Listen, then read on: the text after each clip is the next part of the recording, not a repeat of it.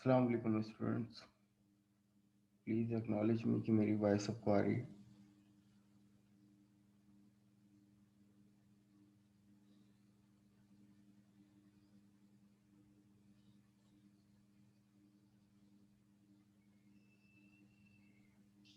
जी sir.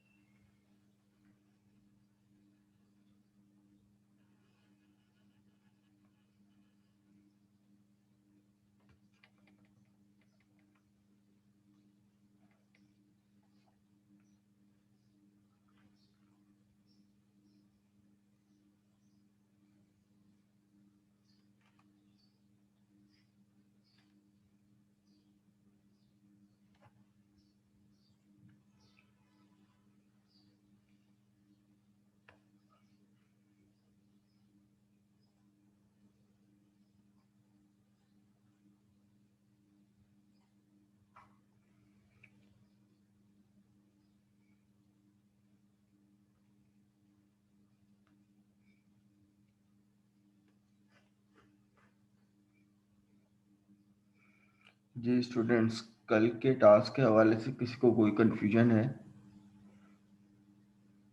जो भी हिसाब किताब रहा चेकिंग में। Yes sir. जी पूछिए। सर आपने इतने कम मार्क्स दिए हैं। सही है भाई, सबको यही सवाल है, कम मार्क्स क्यों आए हैं? देखिए, कम मार्क्स आने की वजह ये है कि मेजॉरिटी ने एक ही जैसी क्लास बनाई हुई है। इन द सेंस, एक ही जैसी से मतलब, क्योंकि टास्क तो सबका एक ही था, बट एक जैसी का मतलब ये है कि भाई उन्होंने क्लास में ना तो एट्रीब्यूट डिफाइन किए हुए हैं, ना तो उन्होंने फंक्शनलिटी डिफाइन की हुई है। सेम वही मेथड उन्होंने डिफाइन किए हुए हैं जो हमने अपने सेशन में बनाए थे। वो तो करना ही नहीं था। एक रन का मेथड और एक गेट का मेथड, भाई क्यों? चार मेथड आप लोगों को प्रोवाइड करने थे उस क्लास में। एक इंसर्ट का, एक अपडेट का, एक डिलीट का और एक डिस्प्ले का। पहली बात। दूसरी बात यह है कि जो आप लोग टेबल के अंदर यूजर इनपुट ले रहे हो, टेबल के अंदर जो अव्वल तो बात यह है कि जो आप लोगों ने डेटाबेस में टेबल बनाया था, उस नाम से आपकी क्लास होनी चाहिए थी। वो भी किसी की नहीं है। और टेबल के अंदर जितने भी एट्रीब्यूट थे, लाइक आईडी, नेम, ईमेल, फला फला, जो भी आप लोगों ने टेबल में बनाने थे, उस उन एट्रीब्यूट के नाम से आप लोगों के क्लास के वेरिएबल्स के नेम होने चाहिए थे। वो भी किसी के नहीं है। अब रही बात कंस्ट्रक्टर की इम्प्लीमेंटेशन की, वो सबने की है। सर मेरे थे। अरे मैं उनकी बात कर रहा हूँ जिनके नहीं थे। मैं उनकी बात नहीं कर रहा जिन्होंने, कुछ ऐसे स्टूडेंट हैं जिन्होंने किया भी है सब कुछ, उनको नंबर भी मिल गए, लेकिन मेजॉरिटी ने ये चीज़ मिसिंग की हुई है। और जो पॉइंट फाइव जो नंबर कटे हुए ना, वही सवाल आ रहा था कि सर 0.5 क्यों काटे, जिनके 4.5 नंबर है। भाई वो इसलिए काटे, आप जब टैग बॉक्स से, मल्टीपल टैग बॉक्स से यूजर से इनपुट ले रहे हो और एक पूरा फॉर्म फिल कर रहे हो, एक डाटा इंसर्ट कर रहे हो, तो क्या वो तो आप लोग तो स्ट्रक्चर प्रोग्रामिंग कर रहे हो पीछे। आपने क्लास में तो कोई वेरिएबल पास ही नहीं किया। हमें तो वेरिएबल यूज करते हुए, वरना मकसद क्या था? लैब नंबर 3 और लैब नंबर 4 तो सेम थी, दो दफा इम्प्लीमेंट करवाने का क्या मतलब? नहीं भाई, ऊप इम्प्लीमेंट करनी थी उसमें। क्लासेस और ऑब्जेक्ट्स का और मेथड्स का जो है वो कॉन्सेप्ट वहां पे इम्प्लीमेंट करना था कि किस तरीके से यूजर डिफाइंड क्लास को फॉर्म के पीछे इम्प्लीमेंट करना है। ये किसी ने किया नहीं, तो फिर फायदा? बड़ा बड़ा क्वेश्चन में लिखा हुआ था कि भाई बाय यूजिंग क्लासेस और objects, by using object oriented programming concept. और ऑडियो में भी आप लोगों को बकायदा, जब मैं टास्क डिफाइन कर रहा था तब भी ये बात कही थी। अब मैं एक आध कॉपीज का विजिट भी करवा दूं। सर वो एक चीज पूछनी थी। हम्म, पूछिए। हेलो, मेरी आवाज आ रही? जी जी, आ रही है आवाज, कहिए। सर वो मैंने आपको मैसेज किया था ना, मेरी गलती से एक एम्प्टी फाइल अपलोड हो गई थी जीसीआर पे। हाँ भाई, आप पे मुझे थोड़ी हंसी भी आई। हंसी सेंस में असल कि पूरा हफ्ता हो गया, आपको पता ही नहीं चला कि आपने क्या अपलोड किया हुआ है। पूरा एग्जैक्टली हफ्ता हो मेरा गया। यही असल में फर्स्ट टाइम मोबाइल से अपलोड किया था ना मैंने, तो है ना क्या कहते हैं, मैं इसलिए चेक भी नहीं कर पाया वापस, और यही आपको हुआ कि पता है, मैंने बोला कि हर बार की तरह सही होगा। हाँ आपको पता है, हम भी जब अपनी फाइल अपलोड करते हैं तो 10 दफा चेक करते हैं। 10 दफा से मुराद एक दो दफा चेक करते हैं सबमिट फाइल को डाउनलोड करके कि भाई आया फाइल सबमिट सही हुई है या नहीं। भाई जी तो सही कह चेक रहे हैं, मैं करके खुद इस तरह करता हूँ, लेकिन ये इस बार वो पता नहीं क्या मसला हो गया, चेक ही नहीं किया। ये बहुत बहुत समझ लें कि नुकसानदेह वाली बात है ये। मैं अगर पॉसिबल है मेरे पास फाइल पड़ी है जिसकी अब वो वो तो मुझे मॉडिफिक पता है, वो तो मुझे पता है पड़ी हुई होगी, लेकिन पता है आपका केस क्या बनेगा? ये और लोगों के साथ ज्यादती है जिन्होंने ऑन टाइम सबमिट करवाई थी। तो लेट सबमिशन में अगर वो हो जाए। ये करवा सकते हो, ये केस बन सकता है आपका। 2 नंबर तो वैसे ही आपके यही चले जाएंगे। जीरो से तो बेहतर ही है। हाँ, ये हो सकता है। अच्छा भाई, यहाँ पर कुछ कॉपी नजर करम कीजिएगा आप लोग।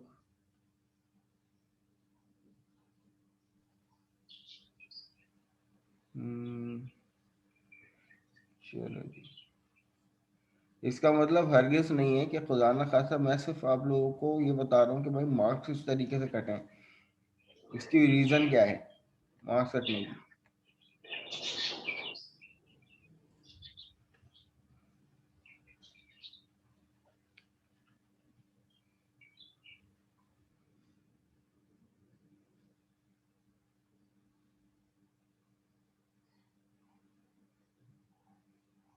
मैंने देखें, पहली बात तो ये है कि मुझे आपके विंडोज फॉर्म पे तब आना था इस कोड पे जब मैं आपकी यूजर क्लास देख लूँ, सही है। अब यहाँ पर ये देखिए क्लास, कि ये क्लास बनाई हुई है, बिल्कुल ठीक है, एक क्लास बना ली सेपरेट। उसके अंदर कंस्ट्रक्टर, कंस्ट्रक्टर के अंदर ये एक एट्रीब्यूट यूज कर लिया जो कि कंस्ट्रक्टर का है। लेकिन आप यहाँ पर ये नोटिस कीजिए कि कितने मेथड है, सिर्फ एक मेथड इन्होंने बनाया। अब एक मेथड में क्या है, बस जस्ट क्यूरी गेट डाटा, तो ये मेथड का मतलब मैं ये समझूं कि ये सिर्फ डिस्प्ले का काम कर रहा है।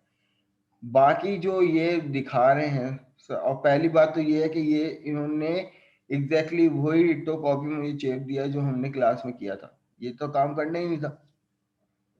ये काम तो मैंने करके दिखाया था कि भाई क्यूरी लिख कर इंसर्ट अपडेट डिलीट बला बला बला। आप लोगों को तो बकायदा उस तरीके से इम्प्लीमेंट करना था कि भाई यहाँ पर टेक्स्ट बॉक्स होने चाहिए थे, यूजर से इनपुट लिया जा रहा था, बटन के पीछे आप लोगों ने इम्प्लीमेंटेशन करनी थी। तो जो आप लोगों ने मेहनत की है ना इतनी, इस मेहनत का ले लो भाई 1.5 नंबर, 100 बिस्मिल्लाह, वो मिला है सबको। अब इसी तरीके से मैं एक आध कॉपी और दिखा देता हूँ आप लोगों को, और क्या मिस्टेक हुई है, किन की कॉपी पकड़े भाई। हाँ, दो सर नंबर मेरे में वालों की। दिखा रहे हैं 2.5 मार्क्स है। 2 नंबर वालों की रणवीर जी। करते हैं।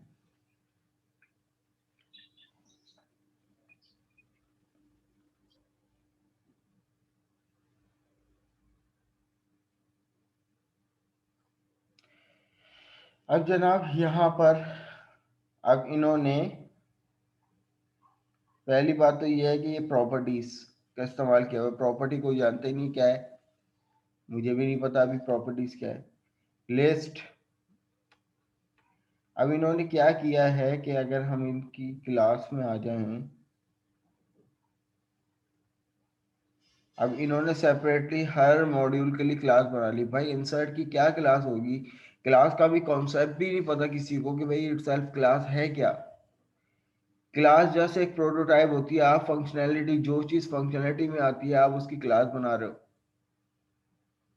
इंसर्ट की पूरी क्लास बना दी, और अब इस क्लास में यहाँ पर देखिए, अब ये एट्रीब्यूट उसके होने चाहिए थे कि भाई आप प्रॉपर एक मीनिंगफुल क्लास बनाते। किसी कोई एक क्लास बनाने को कही थी कि भाई क्लास एक होनी चाहिए, उसके अंदर ऐसे एट्रीब्यूट होने चाहिए। ये एट्रीब्यूट उन्होंने बिल्कुल ठीक दिए, बट ये इंसर्ट की, व्हाट इज इंसर्ट क्लास, अब उसके अंदर इन्होंने कुछ कंडीशंस वगैरह भी देती कि भाई ये नेम भी बला बला, कोई मेथड ही नहीं है इसमें, कहाँ है मेथड। अब ये एक्स वाई दैट कुछ पता ही नहीं चल रहा, मतलब बस अंड का शंड मारा हुआ है बिला वजह। प्रॉपर तरीके से सिंपल कुछ लाइन ऑफ कोड का तुम लोगों का टास्क था, वो भी ढंग से तुम लोगों से नहीं हुआ। अब एक चीज समझ में ही नहीं आ रही है तो उस पर बंदा क्या चेकिंग करे। एक और एक दो कॉपी और देख लो भाई, 1.5 नंबर के बाद 2.5 नंबर जिनको गनीमत से मिल गए।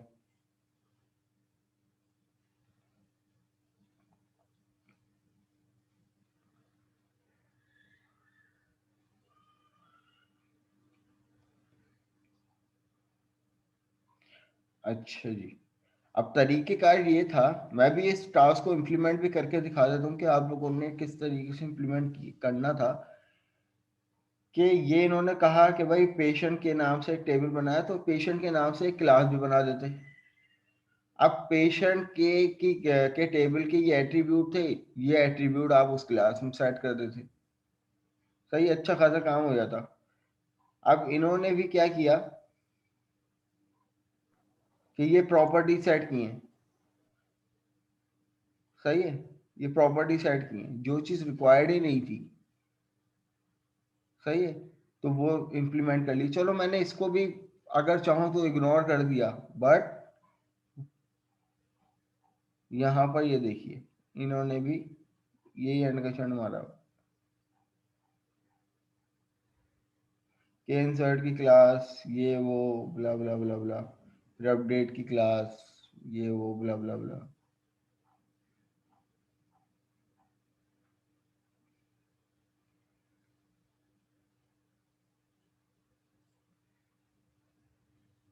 फिर आ जाओ भाई 4.5 वाले,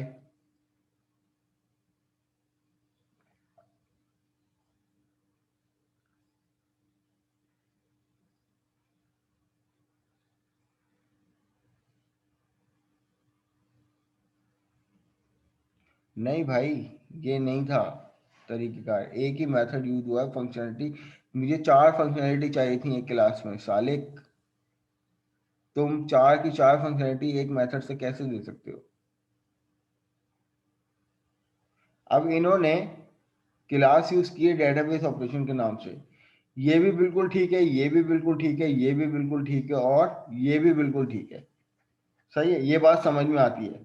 बट जो इसमें डेटा ये इंसर्ट करवा रहे हैं, यानी ये जो टेक्स्ट बॉक्स में ये जो वैल्यू ले रहे हैं, चलो नेम ही सही, एक ही टेक्स्ट बॉक्स की वैल्यू ले रहे हैं ना, चलो नेम ही सही, लेकिन एटलीस्ट यहाँ पर इम्प्लीमेंट तो करते अपने फॉर्म में कि भाई मैंने एक वेरिएबल भी लिया है, एक एट्रीब्यूट भी लिया है नेम के नाम से, वो यहाँ पे कर देते।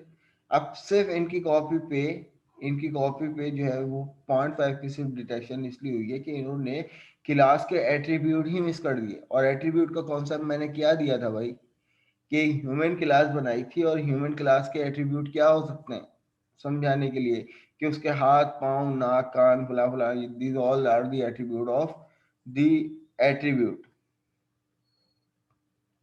तो आप सिरे से ही खुदा ना खासा आप अपने आप को कंसीडर करो, तो आपके एट्रीब्यूट को अगर हटा दिया जाए तो क्या बचेगा आपके अंदर, आधे से ज्यादा तो खत्म हो गया आप, राइट। तो सिर्फ मैंने यहाँ पर ये यूजर क्लास को सबसे पहले देखना था कि भाई यूजर क्लास सही बनाइए, प्रॉपर बनाइए, ठीक है। फिर उसके बाद मैं फॉर्म पे गया कि हाँ भाई यार इस बंदे ने जो है ये इस बटन के पीछे इस क्लास को इम्प्लीमेंट किया है, और डेटा ग्रिड व्यू से ये मेथड इसने इम्प्लीमेंट किया है, ठीक है, बिल्कुल ठीक है, पूरे पूरे मार्क्स। बस जो यहाँ पर जो एंड में 0.5 का की डिडक्शन हो गई वो इनकी इस गलती पर हो। तो इस टाइप की मिस्टेक पर आप लोगों की डिडक्शन हुई है, कोई ऐसी डिडक्शन नहीं हुई है। अब बताओ कि क्या कोई अनफेयर चेकिंग है या क्या है।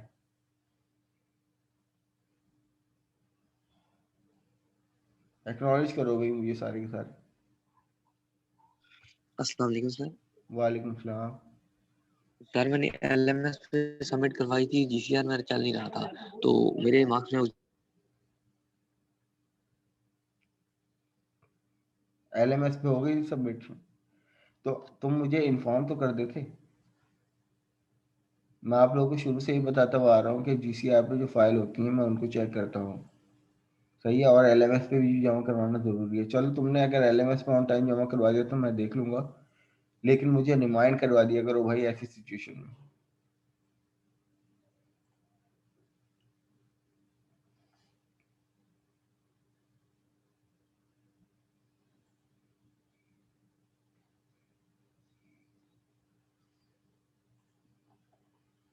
ठीक है जनाब। तो भाई इस चीज को इम्प्लीमेंट करने का तरीकेकार क्या था?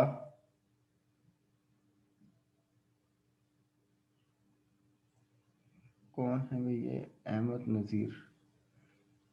लैब नंबर 3 चेक नहीं हुई आपकी, या तो मेरी चेकिंग के बाद सबमिट करवाई होगी ना जनाब आपने। देखें, आप लोगों की कॉपीज हमेशा ड्यू डेट के बाद चेक होती है, कि वंस अगर आज इस टाइम तक ड्यू डेट थी उससे पहले मैं आप लोगों की कॉपियों को देखूंगा भी नहीं। जैसे ड्यू डेट खत्म हुई आपकी कॉपी किसी भी वक्त चेक हो सकती है। अब आप देखें ना कि कब चेक हुई है, कल रात को सबकी कॉपी, तो कल रात तो ड्यू डेट नहीं थी ना। तो आप लोग ड्यू डेट के बाद जब जमा करवाएंगे तो यकीनन यही सिचुएशन होगी कि भाई चेक नहीं हुई।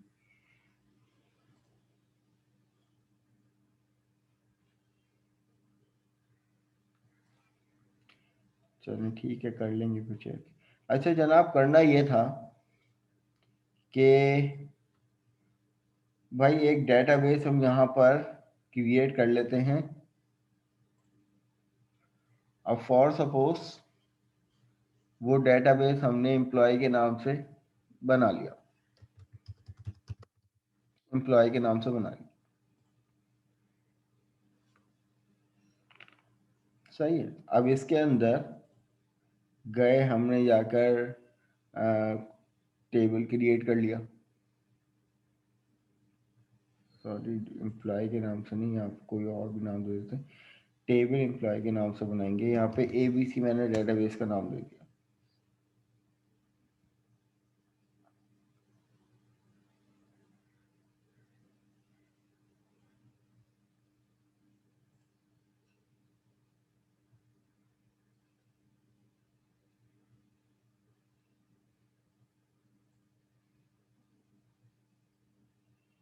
जी एहसन, मैं आपसे यही कह रहा हूँ, आप मुझे रिमाइंड करा देना क्लास के बाद, मैं फिर आपकी LMS से कॉपी उठाकर चेक कर लूँगा। और या तो कोशिश कर लेना कि GCR पे दोबारा सबमिट हो जाए।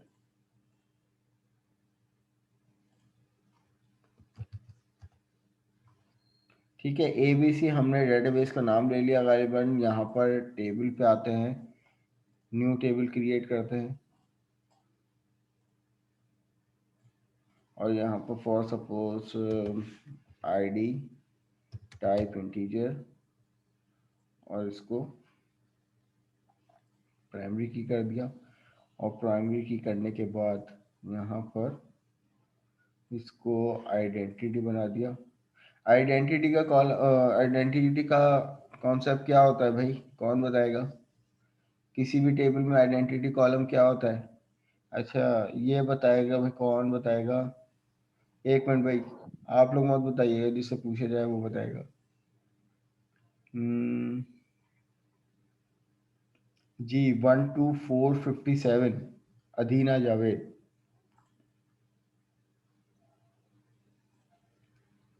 जी Adina, am I audible? Yes, sir. जी what is the concept of identity column in a table? मैंने आईडी को आइडेंटिटी सर क्यों ये जो बनाया? साइड में वन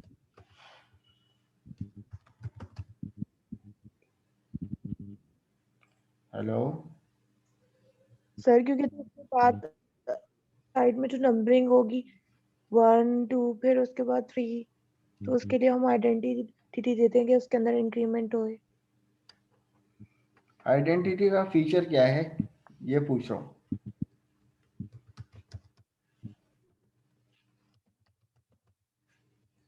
आइडेंटिटी कॉलम हम क्यों बनाते हैं जनाब? सर आइडेंटिटी कॉलम जो है वो एक मिनट ऑटोमेटिक जनाब, ओके आपसे सर नहीं ओके पूछा। जी अदीना,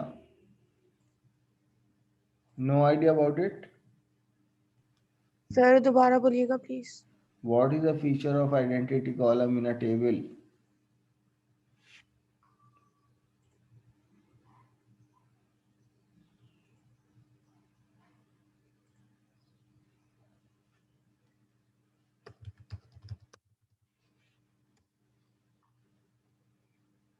सर आप उसकी बात कर रहे हैं, वो जो हम आइडेंटिटी के बाद ब्रैकेट के अंदर लिखते हैं 0। मैं उसकी बात नहीं कर रहा, मैं बस सिर्फ आइडेंटिटी कॉलम के फीचर की बात कर रहा हूँ कि किसी भी टेबल में आइडेंटिटी कॉलम क्यों बनाया जाता है, क्या काम होता है उसका।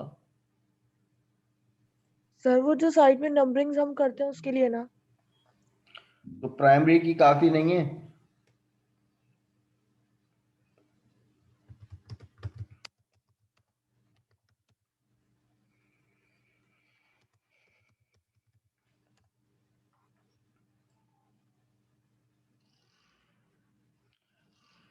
चलें खैर आगे बढ़ते हैं।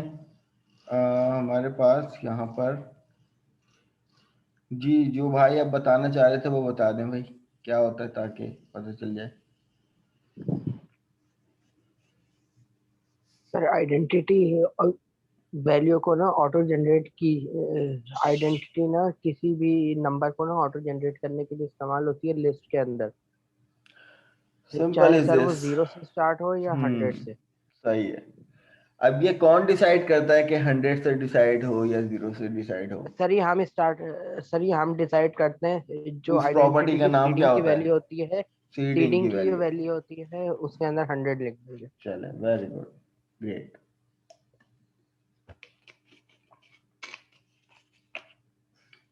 अच्छा जनाब, तो अब यहाँ पर अब टास्क में क्या करना था, किस तरीके से इम्प्लीमेंट करना था भाई, वो देख लो।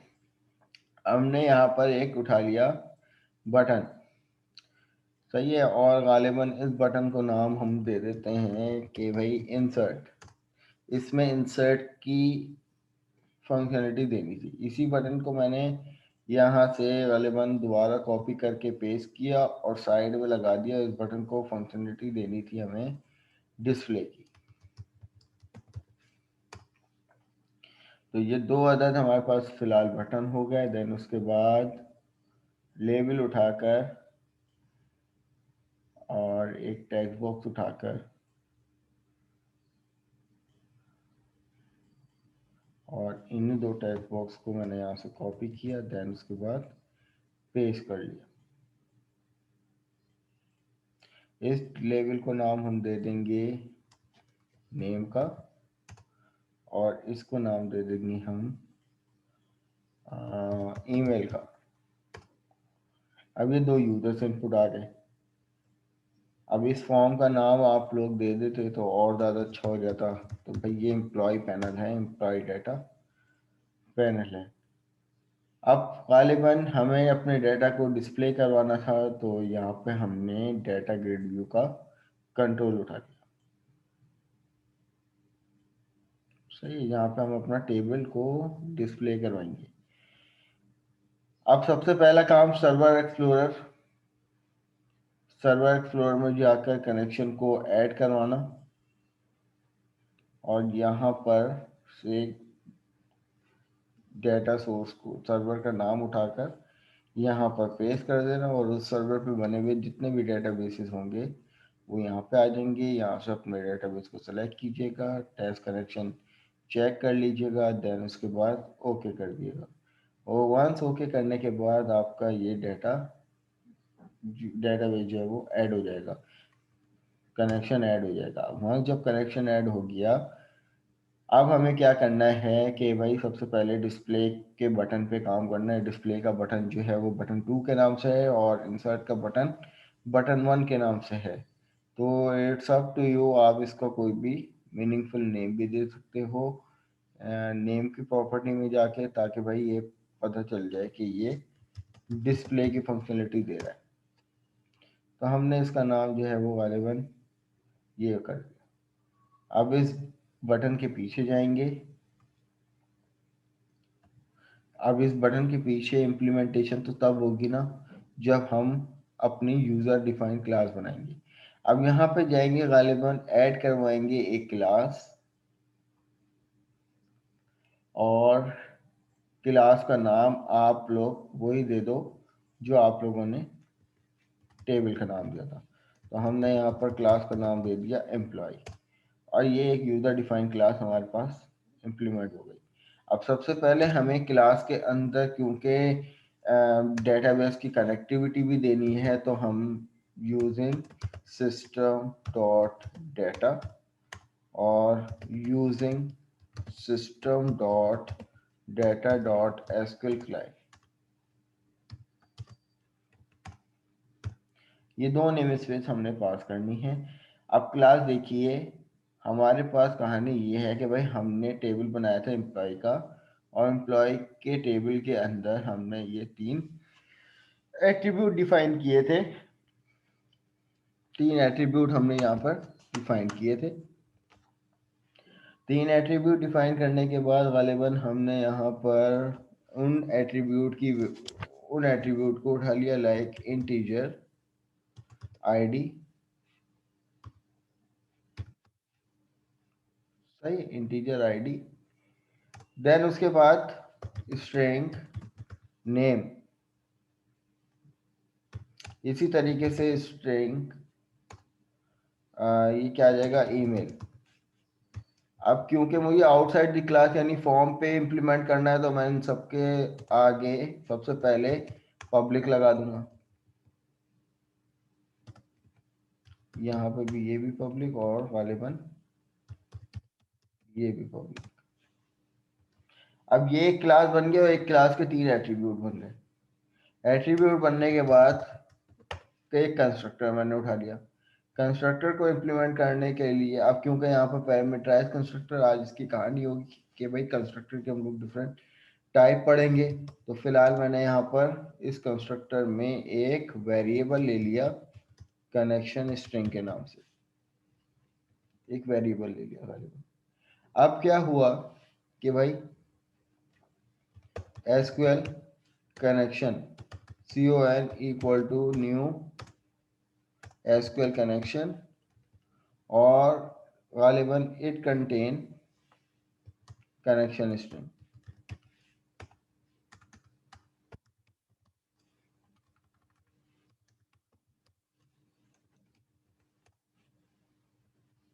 अब कनेक्शन स्ट्रिंग कैसे बनेगी? अब मैं चाहता हूँ कि भाई इसका स्कोप जो है, इस वेरिएबल का स्कोप जो है वो ग्लोबल हो जाए। तो मुझे बजाय ये वाला काम करने के, मैं यहाँ से इसको कट करके एक क्लास टाइप एट्रीब्यूट बनाता हूँ जो ये काम सबने किया है ऑलमोस्ट, सही, लेकिन ये वाले फीचर जरूरी थे। अब क्या होगा, मैं यहाँ पर इसको दिस डॉट करता हूँ, दिस डॉट कनेक्शन। अब ये मेरे पास जो है वो एक ग्लोबल वेरिएबल हो गया कि मैं अपनी क्लास के अंदर कहीं भी इसको एक्सेस कर सकता हूँ। अब ये आ गया मेरे पास कंस्ट्रक्टर। अब उसके बाद पब्लिक डेटा टेबल की टाइप का मुझे मेथड चाहिए था। डिस्प्ले का मैंने मेथड यहाँ पे बना लिया। अब इसके अंदर कोई मैंने पैरामीटर पास नहीं किया हुआ, सिंपल क्या करूँगा कि SQL data adapter ADPTER equal to new SQL data adapter. It contains 2 parameters, one for the query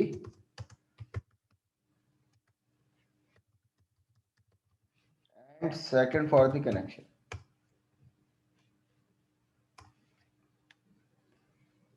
सही है भाई। फिर क्या होगा, data table dt equal to new data table adapter dot fill ADP adapter dot fill, और उसके अंदर गालिबन हम दे देंगे dt और फाइनली रिटर्न करवा देंगे dt। ये हमारे पास एक छोटा सा मेथड बन गया डिस्प्ले का। फिर उसके बाद क्या करना है कि एक और मेथड पे आ जाओ, पब्लिक वॉइड इंसर्ट रिकॉर्ड। अब इसमें इस इंसर्ट रिकॉर्ड में लोगों ने जो इम्प्लीमेंटेशन की है कि भाई एक क्यूरी का वेरिएबल ले लिया, पैरामीटर ले लिया और वहां पर क्यूरी पास करवा दी, ये भी सही है। लेकिन उनके जो मार्क्स कटे हैं वो इस बिहाफ पर कटे कि भाई आपने यहाँ पर क्यूरी तो ले ली और उसमें यूजर से भी इनपुट ले रहे हो, लेकिन वो इनपुट वेरिएबल में जाने चाहिए, इन एट्रीब्यूट्स में जाने चाहिए, लेकिन वो एट्रीब्यूट उन्होंने डिफाइन ही नहीं किए। तो अब यहाँ पर जितने इंसर्ट के अंदर हमें यूजर इनपुट चाहिए था ना, तो अब वो यूजर इनपुट गालिबन इसमें आएगा, इसमें आएगा, क्योंकि ये वाली वैल्यू तो क्या है, ऑटोमेटिकली जनरेट होगी ना। तो हमने उसको होल्ड करने के लिए, अपडेट करवाने के लिए हम जो वाला काम कर सकते हैं जो हमने रॉ हेडर माउस क्लिक पे किया था। तो यहाँ पर मैं एक पैरामीटर बना लेता हूँ जिनका मुझे यूजर से इनपुट चाहिए, string name comma string EML। सही है, डिफरेंट नेम से बना देता हूँ ताकि क्लियर हो जाए। फिर उसके बाद क्या करेंगे भाई, ये पैरामीटर ले लिया, उस पैरामीटर के बाद मैंने कह दिया कि भाई दिस डॉट नेम के अंदर nm की वैल्यू चले जाए और दिस डॉट EML के अंदर, सॉरी ईमेल के अंदर EML की वैल्यू चले। ये काम करने के बाद मैं यूज करूंगा SQL command cmd equal to new SQL command। It contain two parameters. It contain two parameter, one for the query and second for the connection।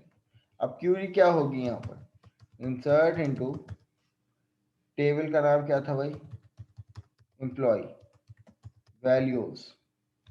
Values के बाद सिंगल कोटेशन, उसके अंदर डबल कोटेशन, उसके अंदर concatenation और यहाँ पे आ जाएगा मेरे पास मेरा पहला वेरिएबल नेम, फिर कॉमा के बाद single quotation, double quotation, concatenation और यहाँ पर आ जाएगा ईमेल। ये मेरे पास क्वेरी बन जाएगी गालिबन। फिर क्या होगा, इंसर्ट इनटू के बाद मैं यहाँ पर कनेक्शन को ओपन करूंगा, देन कनेक्शन को क्लोज करूंगा, फिर उसके बाद cmd dot execute non query. ये मेरे पास छोटा सा मेथड बन गया इंसर्ट का। अब यहाँ पर क्लास नोटिस कीजिए, ये मेरी एक क्लास क्या बन गई, एक प्रोटोटाइप बन गई कि जिसके अंदर मैंने कहा कि मैं मेरी क्लास का नाम ये है, उसके कुछ एट्रीब्यूट ये हैं और कंस्ट्रक्टर में हम कनेक्शन स्ट्रिंग ले रहे हैं।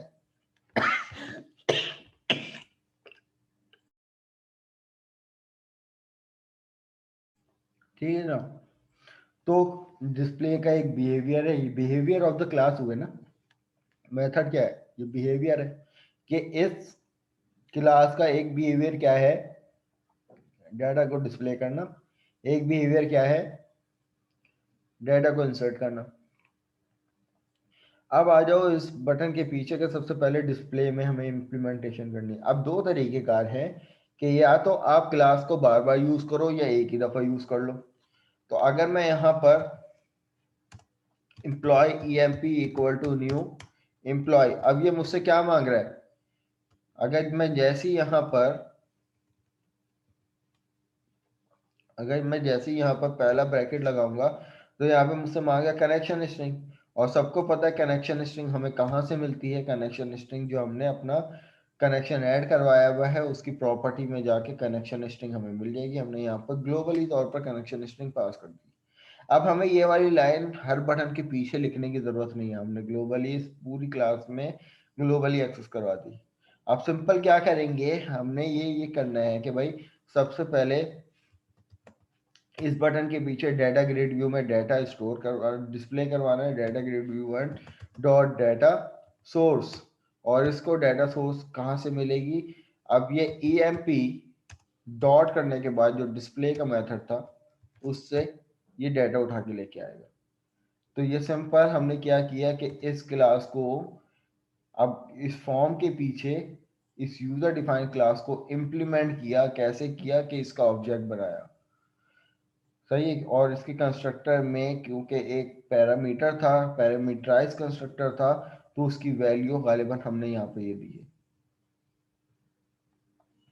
और फिर उस स्पेसिफिक बटन के पीछे हमने इस क्लास के इस बिहेवियर को इम्प्लीमेंट करवाया। तो भाई हम यहाँ पर इस बटन के पीछे गए, वहाँ पे कहा कि भाई इस बटन के पीछे क्या हो जाए कि भाई डाटा ग्रिड व्यू के अंदर डाटा डिस्प्ले हो जाए। कहाँ से आएगा डाटा? ये मेथड लेके आएगा। और कहाँ शो करवाएगा? डाटा ग्रिड व्यू पे।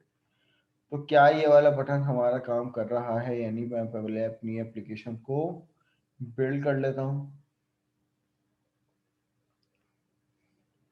सही है, सक्सेसफुली बिल्ड। अब यहाँ पे क्योंकि मेरे पास अभी टेबल में कोई रिकॉर्ड नहीं है, लेकिन टेबल के सिर्फ कॉलम उठ के आने चाहिए, तो चेक कर लेते हैं। यहाँ पे देखिए मेरे पास पूरा टेबल यहाँ पर उठ के आ रहा है, राइट। तो इसी पैटर्न पे जो है वो सारा काम होना था। अब यहाँ पर दूसरा बिहेवियर क्या था? इंसर्ट का था। अब इंसर्ट में दो पैरामीटर रिक्वायर्ड है, क्योंकि एक वैल्यू तो है आईडी की, वो तो खुद ही जनरेट होगी ना। तो अब इंसर्ट के बटन के पीछे आ जाएंगे। अब जब इंसर्ट का बटन क्लिक करेंगे तो हमारे पास ये मेथड चलना चाहिए और ये वैल्यू को इंसर्ट करवा दे। तो अब यहाँ पे यूजर से भी तो इनपुट लेना है, यूजर से इनपुट लेना है। तो मैं यहाँ पर EMP डॉट करने के बाद कौन सा मेथड यूज करूंगा? Insert record. अब यहाँ पे मुझसे 3 यूजर से इनपुट मांग रहा है, 2 यूजर से इनपुट मांग रहा है। एक इनपुट आएगा कौन से टैग बॉक्स से? टैग बॉक्स 1 से, दूसरा टैग बॉक्स 2 से। तो यहाँ पर मेरे पास एक इनपुट आ गया tag box 1 dot text, comma के बाद ये आ गया टैग बॉक्स 2 डॉट टेक्स्ट। सही है, ये मेथड मेरे पास इंप्लीमेंट हो गया। अब उसके बाद मैं चाह रहा हूँ वंस जब ये मेथड इंप्लीमेंट हो जाए, वैल्यू को डिस्प्ले करवा दे, तो मुझे यहाँ पर मैसेज बॉक्स में मुझे मेरा रिजल्ट भी दे दे कि भाई और रिकॉर्ड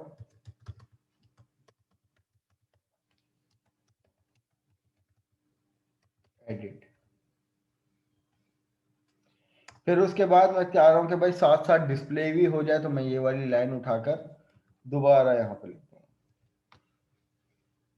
तो जब इंसर्ट करवा देगा तो साथ साथ डिस्प्ले भी करवा देगा रिकॉर्ड। तो यहाँ पर चेक कर लेते हैं अपनी एप्लीकेशन को चलाकर। तो यहाँ पर ये डिस्प्ले ने क्या किया? जो अभी एग्जिस्टिंग सिचुएशन है, बट यहाँ